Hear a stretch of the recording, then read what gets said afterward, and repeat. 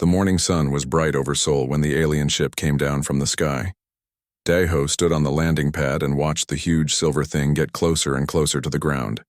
He was a captain in the Earth Defense Force, and he had never seen anything like this before. The ship was bigger than 10 buildings put together, and it made no sound at all as it landed. Other people stood with Daeho on the landing pad. Kyungmi was there too. She was the person who would talk to the aliens when they came out. She had studied many languages and knew how to speak to people from other worlds. Minho was also there. He was a smart man who knew about science and space things. All of them wore their best clothes because this was a very important day. The alien ship touched the ground very softly. Then a door opened on the side of the ship. Light came out from inside, and it was very bright. 3 tall beings walked out of the ship. They looked like people, but they were much taller, and their skin was white like glass. You could see through their skin a little bit. They had 4 arms instead of 2, and their eyes were big and blue like the ocean. The first alien was the most important one. It walked up to Kyungmi and made a sound that was like singing. Then it spoke in English, but its voice sounded strange and far away. "I am Velthara of the Ethereal Collective. We come in peace to speak with your leaders." Kyungmi bowed her head like she had practiced many times. "Welcome to Earth. I am Ambassador Kyungmi. We are happy to meet you." Velthara looked at all the humans standing there. Its big blue eyes moved from person to person. "We have traveled very far to reach your world. We have heard that humans are a young species. We wish to help you join our alliance of peaceful worlds." Daeho did not like the way the alien said peaceful. Something about it did not sound right to him. But he stayed quiet because Kyungmi was the one who should do the talking. "What kind of alliance?" Kyungmi asked. "The Pacified Systems Alliance," Velthara said. "Many worlds are part of our great union. We bring peace and order to the galaxy. All species must learn to live without causing trouble." Minho stepped forward a little bit. He wanted to ask questions about their science and technology. "How many worlds are in this alliance?" 237 systems, another alien said. This one was smaller than Velthara. All of them now live in perfect peace, no wars, no fighting, no chaos. "How do you make sure there is no fighting?" Daeho asked. He could not help himself. As a soldier, he wanted to know how they kept peace. Velthara's eyes got brighter. "We have special ways to help species understand that fighting is bad. Our methods are very good. No species has ever said no to joining our alliance after they see what we can do." The aliens talked with Kyungmi for 2 hours. They asked many questions about humans. How many people lived on Earth? What kind of weapons humans had? How humans felt about fear and danger. Minho thought the questions were strange, but he answered them anyway. "Tomorrow we will show you why joining our alliance is the best choice for your people," Velthara said when they were done talking. "We will meet in your big city center. Bring many humans to see our demonstration." After the aliens went back to their ship, Daeho, Kyungmi, and Minho walked to their own building to talk about what happened. "I don't trust them," Daeho said as soon as they were alone. "They keep talking about peace, but something feels wrong." "Maybe they really do want peace," Kyungmi said. "Not all aliens have to be bad like in the movies." Minho was looking at his computer pad. "I recorded everything they said. Listen to this part again." He played back Velthara's voice saying, "No species has ever said no to joining our alliance after they see what we can do." "That sounds like a threat," Daeho said. "Or maybe they just have very good reasons to join," Kyungmi said. But she did not sound sure anymore. That night, Sujin came to see them. She worked for military intelligence, and she had been watching the alien ship all day with special equipment. "Something strange is happening on that ship," she told them. "They are making some kind of gas or chemical. The energy readings are very high."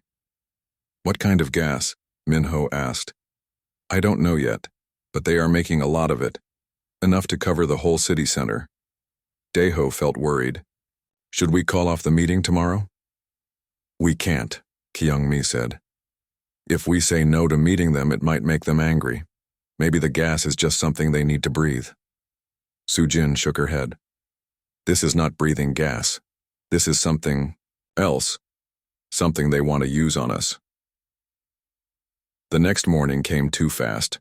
Thousands of people came to Seoul City Center to see the aliens. News people were there with cameras. Scientists came to study the aliens. Families brought their children to see beings from another world. Everyone was excited and happy. Daeho stood with his soldiers around the edge of the big plaza. He had his radio ready to call for help if something went wrong. Kyung-mi was near the front with other important government people. Minho had his science equipment ready to record everything. The aliens came out of their ship at exactly 10 o'clock. They carried a big crystal machine that floated in the air next to them. The crystal was purple, and it glowed with strange light. Velthara walked to the middle of the plaza where everyone could see it. "People of Earth," Velthara said in its singing voice, "today you will see why joining our alliance is good for you. Do not be afraid of what you will feel. This is for your own good." Velthara touched the crystal machine. Purple gas began to come out of it like smoke. The gas spread out over the whole plaza very fast. Soon everyone was breathing it in. The aliens stepped back and waited. Daeho breathed in the purple gas and waited to feel sick or scared. The aliens were watching all the humans very carefully. They looked like they expected something big to happen, but Daeho just felt normal. The gas smelled strange, but it did not hurt. All around the plaza, people were breathing the gas and looking around. Some people coughed a little bit. Some people wrinkled their noses because the smell was weird, but nobody was screaming or running away. Then something happened that the aliens did not expect at all. A young college student named Jiwoo started to laugh. He laughed so hard that other people turned to look at him. "This gas smells just like my grandmother's kimchi," he shouted. More people started to laugh. The strange smell reminded them of different things. Some said it smelled like old socks. Others said it smelled like the fish market. Soon half the people in the plaza were laughing and making jokes about the smell. Velthara looked very confused. Its blue eyes got wider, and it made worried sounds in its own language. The other aliens moved closer together like they were scared. This was not what they had planned at all. The purple gas was everywhere now, but people kept laughing instead of being scared. Velthara looked at the other aliens, and they all seemed very worried. They had been so sure that the gas would make humans afraid. Instead, humans were having fun with it. Jiwoo was still laughing about his grandmother's kimchi. His friends joined in and they started taking deep breaths of the gas on purpose. "Come on, everyone try it," Jiwoo called out. "It's like a free perfume sample, but worse." Captain Daeho sniffed the air again. The gas did not make him feel scared at all. It just smelled bad and made his nose tickle a little bit. "This reminds me of tear gas training," he said to the soldier next to him. Except tear gas actually worked. Dr. Haijin was a smart woman who studied brain chemistry. She was in the crowd taking notes on her phone about what was happening. "This is very interesting," she said to the person next to her. "The gas seems to make people feel happy instead of scared. Look how everyone is smiling." She was right. All around the plaza, people were not just unafraid of the gas. They were actually enjoying it. Children were running around in the purple, clouds playing tag. Old people were sitting on benches and talking about worse things they had smelled during the war. "My husband's feet smell worse than this," one old woman said loudly. Everyone around her started laughing. A group of teenagers started a game where they tried to guess what the gas smelled like. "Rotten fish," said one. "No, it's more like old cabbage," said another. "I think it smells like my gym socks after a long day," said a third one. They all thought this was very funny. Minho was busy recording everything with his science equipment. The readings on his machines showed that the gas was supposed to affect human brains in a bad way. But instead of making fear chemicals, human brains were making happy chemicals. "The gas is backfiring completely," he said into his recorder. "Human brain chemistry is turning their weapon into a party favor." Velthara finally found its voice again. It spoke in its own language to the other aliens. They sounded very upset and confused. Then Velthara turned back to the crowd of laughing. "Humans, why are you not afraid?" Velthara asked in a loud voice. "This gas has made every other species in the galaxy surrender immediately. It shows you your worst fears and makes you too scared to fight back." A man near the front of the crowd raised his hand like he was in school. "I'm sorry, but I think your fear gas is broken. I just see purple smoke that smells funny.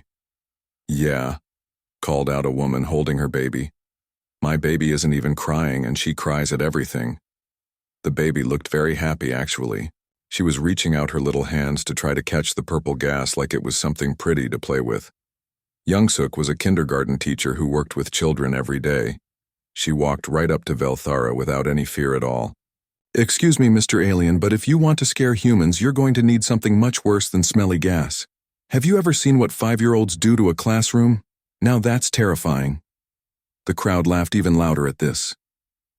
Parents nodded their heads because they knew she was right. Children could be much scarier than any alien gas. Velthara was shaking now. Its glass-like skin was changing colors from white to a worried gray. This is impossible, it said.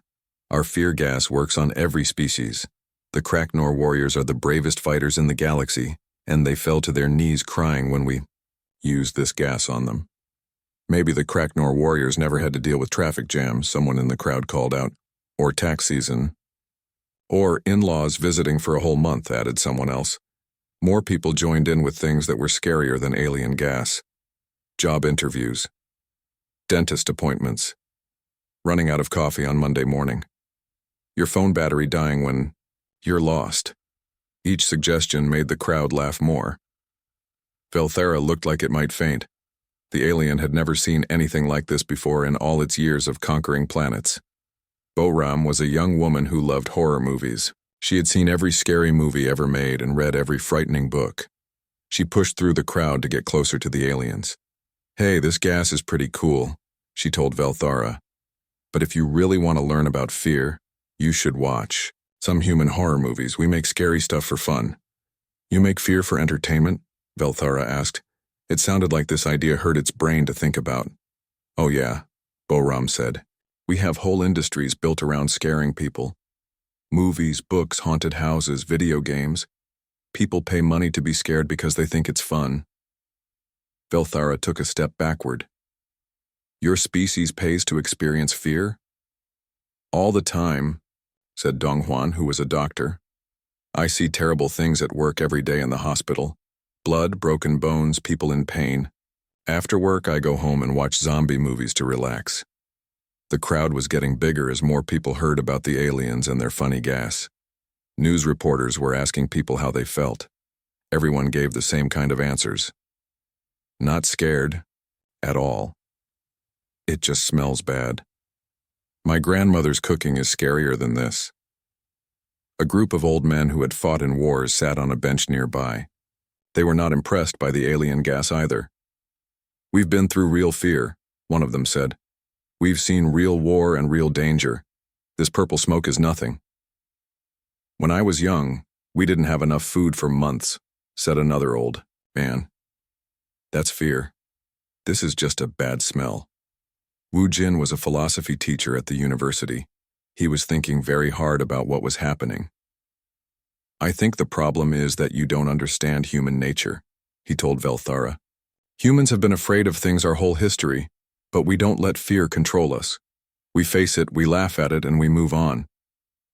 But fear is the strongest force in the universe, Velthara said. It sounded like a child who just learned that Santa Claus was not real. Every species fears something. Fear is how we bring peace to the galaxy. That's not peace, said Kyungmi, who had been quiet until now. That's control through terror. Real peace comes from choice, not fear. The purple gas was starting to go away now, but people did not want to leave. They were having too much fun making jokes and talking to the aliens. Some people were taking selfies with the gas clouds in the background. Others were asking Velthara if they could have some gas to take home as a souvenir.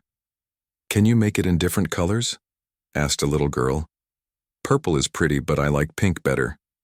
Velthara looked at all the happy, unafraid humans, and did not know what to do.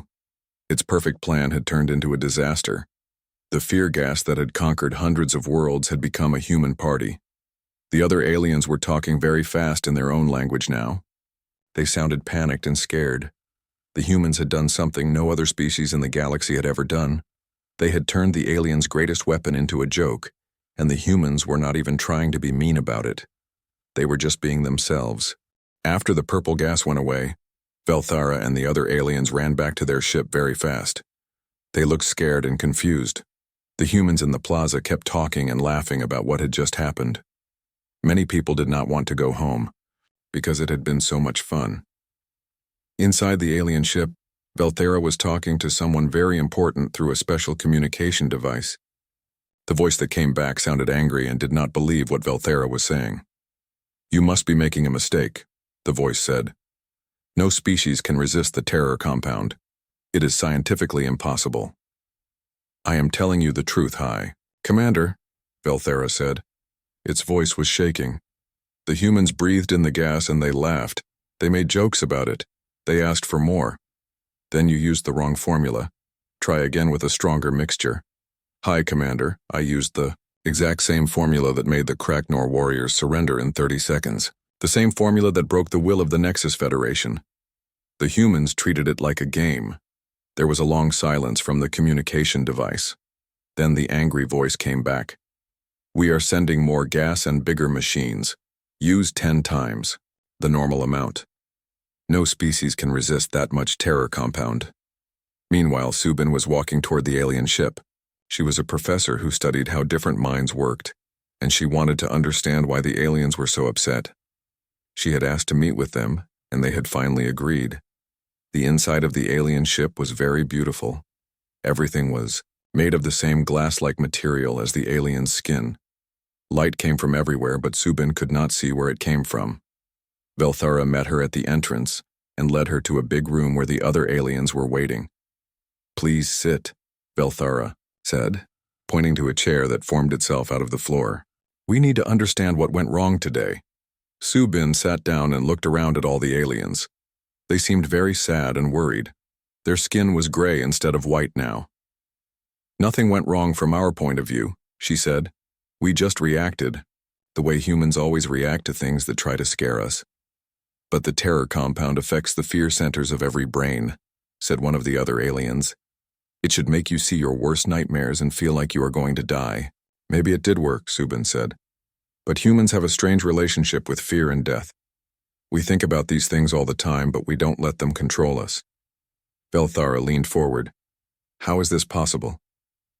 "Well," Subin said, "humans have always lived with danger. For thousands of years we had big animals trying to eat us, diseases trying to kill us, storms and earthquakes and floods. We learned that being afraid all the time doesn't help, so we developed ways to deal with fear." "What ways?" "We laugh at it. We make jokes about scary things. We tell stories about monsters and ghosts, but we make them entertaining instead of just frightening. We even invented horror movies where we pay money to be scared because we know it's not real." The aliens looked at each other with their big blue eyes. This was very hard for them to understand. "Your species evolved differently," Subin continued. "I can see that you are naturally peaceful. You probably never had to deal with predators or natural disasters.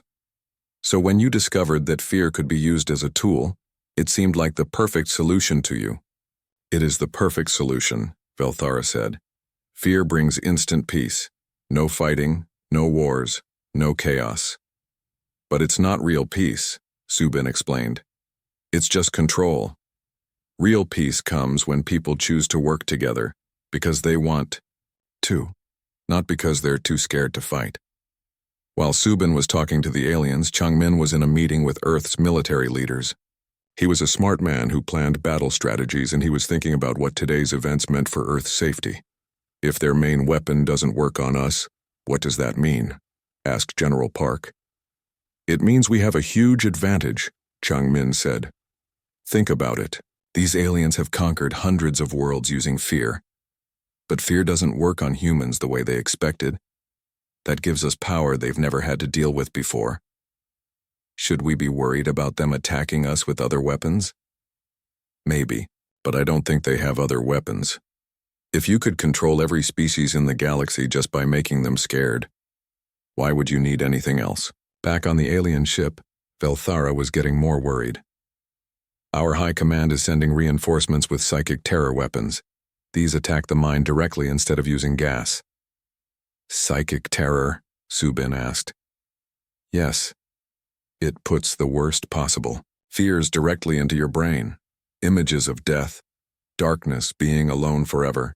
Everything that makes living creatures want to give up. No species has ever survived a psychic terror attack. Subin thought about this. When will they arrive? Tomorrow. Morning. Would you like some advice? Velthara nodded. You might want to warn your high command that this probably won't work either. Humans have been putting scary images in our own brains for entertainment for a very long time. We call it imagination. That evening, the news about what happened spread all over Earth. Videos of humans laughing at alien fear gas became the most popular thing on the internet. People were making funny pictures and jokes about it. Some people were even asking if they could buy bottles of the gas to use at parties. Jae-sung worked for the Earth government, and his job was to think about how to deal with other planets and alien species. He was writing a report about the day's events when his assistant came in with more news. Sir, our satellites are detecting more alien ships coming toward Earth, she said. How many more? 20 ships, much bigger than the first one. They'll be here tomorrow morning. Jae-sung was not worried. Let me guess. They're bringing bigger fear weapons. That's what it looks like. Have we learned anything else about these aliens? Dr. Subin's report just came in. She says they're actually a very peaceful species that never learned to fight. They just discovered that they could use fear to control other species, and they've been doing it for thousands of years. So they don't know how to handle a species that isn't afraid of them. Exactly. Jae-sung smiled. This should be interesting. All over Seoul that night, people were getting ready for another alien demonstration. Instead of being scared, they were excited. Social media was full of people planning fear gas parties. Stores were selling protective masks that looked like alien faces. Someone had already written a song about laughing at space monsters. The aliens had no idea what they were about to face. They thought bigger weapons would solve their problem. They did not understand that they were dealing with a species that had turned fear into entertainment and danger into adventure. Humans had survived ice ages and plague and world wars by laughing in the face of things that wanted to destroy them. Tomorrow they were going to do it again. The aliens were about to learn that some species just cannot be conquered, no matter how scary your weapons are. The next morning, 20 huge alien ships came down from the sky over Seoul. Each ship was 3 times bigger than the first one, and they made the whole city look small. The ships formed a circle around the city and landed in perfect formation. People came out of their houses to look up at the massive vessels with wonder instead of fear. Daeho stood with his soldiers on the same landing pad as yesterday, but today felt very different. The aliens were bringing much bigger weapons, and they seemed very angry. Everyone stay calm, he told his men. Remember what happened yesterday. Their weapons don't work the way they think they do. At exactly sunrise, the doors of all 20 ships opened at the same time. Hundreds of aliens came out carrying tall crystal towers that hummed with strange energy. The towers were purple and black, and they cast weird shadows, even in the bright morning light. Velthara was there with many other aliens who looked more important and more serious. The aliens set up their towers in a big circle around Seoul's city center. Thousands of people had come to watch just like yesterday, but today the mood was different. The people were excited, but the aliens looked angry and determined. A new alien stepped forward. This one was taller than Velthara, and its skin was darker. When it spoke, its voice was deeper and more commanding. I am High Commander Zekthul of the Ethereal Collective. Yesterday, our peaceful demonstration failed due to equipment malfunction. Today, we will show you our true power. Kyungmi stepped forward to speak for the humans. We welcome you to Earth, High Commander, but we hope you understand that we cannot join your alliance if it means living in fear. Fear is not the goal, Zekthul said. Order is the goal. Peace is the goal. Fear is simply the tool we use to achieve these things quickly and efficiently. We have a different idea about peace, Kyungmi replied. Zekthul ignored her and turned to address the crowd. People of Earth, what you will experience today is not gas or chemicals. This is direct psychic assault on your minds. You will see and feel things that will make you understand why resistance is pointless. Do not try to fight it. Accept it, and you will be unharmed. The High Commander touched a control device and all 20 towers began to glow. The light they gave off was not normal light. It was dark and heavy and it seemed to push down on everything around it. Then the psychic wave started. Wu Jin was standing near the front of the crowd when the first wave hit his mind. Suddenly, he could see images of terrible things inside his head. He saw himself dying in different horrible ways. He saw everyone he loved disappearing forever. He saw darkness and emptiness that would never end. But instead of falling to his knees in terror like the aliens expected, Wu Jin tilted his head and looked thoughtful. "Interesting," he said out loud. "This is very similar to existential dread. Kierkegaard wrote about this exact feeling in his book about anxiety and despair."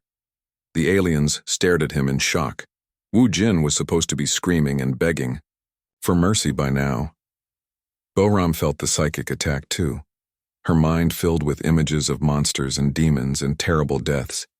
But she had seen all of these things before in movies and books. "Oh, this is like that scene from The Ring," she said to her friend. "Except the special effects aren't as good."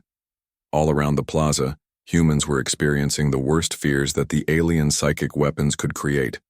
But instead of being terrified, they were analyzing and critiquing the experience like they were watching a movie. "The death imagery is very cliché," said a film student. "I've seen scarier things in video games," said a teenager. "This existential void concept is interesting, but it lacks originality," said a literature professor.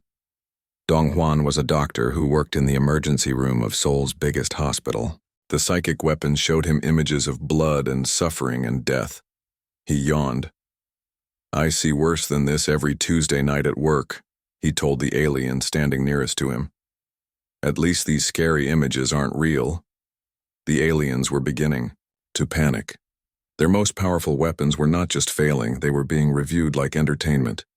High Commander Zekthul was making urgent communications with even more important aliens somewhere else in space. Young-suk had brought some of her kindergarten students on a field trip to see the aliens. When the psychic terror waves hit the children, they started giggling. The scary monsters in their heads reminded them of the silly drawings they made during art time. "Teacher," said little Min Jun, pulling on Young-suk's sleeve. "The alien monsters aren't as scary as the one I drew yesterday. Mine had more teeth." "That's nice, dear," Young-suk said. Then she turned to Velthara, who was standing nearby, looking very confused. "You know, if you really want to see terrifying creatures, you should visit our classroom during snack time when the children are hungry. Now that will give you nightmares." The breaking point came when someone in the crowd started clapping. Then more people joined in. Soon hundreds of humans were applauding the psychic terror display like it was a performance. "Encore!" someone shouted. "Can you do the death thing again, but with more creativity this time?" High Commander Zekthul's dark skin turned completely black with distress. "This is impossible," it said to Velthara. "The psychic terror weapons affect the deepest parts of the mind. Every species in the galaxy has primal fears that cannot be overcome. Maybe humans don't have primal fears," Velthara suggested weakly. "Every living thing fears death and darkness and being alone." "Humans seem to think about death and darkness all the time," Subin said. She had come to watch the second demonstration and was taking notes again. "We write books about it, make movies about it, and discuss it in philosophy classes. Death and darkness aren't mysterious terrors to us. They're just facts of life that we've learned to accept." A group of elderly people were sitting on benches nearby, completely unaffected by the psychic assault. One old woman was knitting while terrible images of war and destruction played in her mind. "Dear, I lived through the actual war," she said to a worried-looking alien. "I've seen real bombs and real death. Your imaginary pictures are nothing compared to real life." The psychic towers were working at full power now, but the humans were having what could only be described as a fear party. Someone had brought a portable speaker and was playing upbeat music. People were dancing while their minds were supposedly filled with ultimate terror.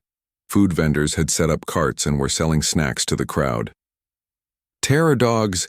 Get your terror dogs here!" one vendor called out, taking advantage of the alien theme. Chang Min was watching everything from his command post and speaking into his radio. "The alien's second attack has failed completely," he reported. The psychic weapons appear to be no more effective than the gas was yesterday. Any sign that they're preparing different weapons? Came the reply. No, sir. They seem to only have fear-based weapons. I don't think they know how to fight a species that isn't afraid of them. By midday, the aliens had given up trying to terrorize the humans. The psychic towers were still running, but nobody was paying attention to them anymore. The crowd had turned into a street festival with people selling alien-themed souvenirs and musicians playing songs they had written about yesterday's events. High Commander Zekthul stood in the middle of the plaza looking completely defeated. Its powerful psychic weapons had become background noise to a human party. The species that ruled the galaxy through fear had met the one species that refused to be ruled by anything. The aliens' whole understanding of the universe was crumbling around them, and they had no idea what to do about it. 3 days later, High Commander Zekthul sat in a small room on the human space station talking to Jae-sung. The proud alien leader looked very different now. Its skin was pale gray, and it seemed much smaller than when it had first arrived with its powerful weapons. All around Earth, the other alien ships waited quietly while their leaders tried to figure out what had gone wrong. We do not understand your species, Zekthul said quietly. In 10,000 years of bringing peace to the galaxy, we have never met anyone like humans.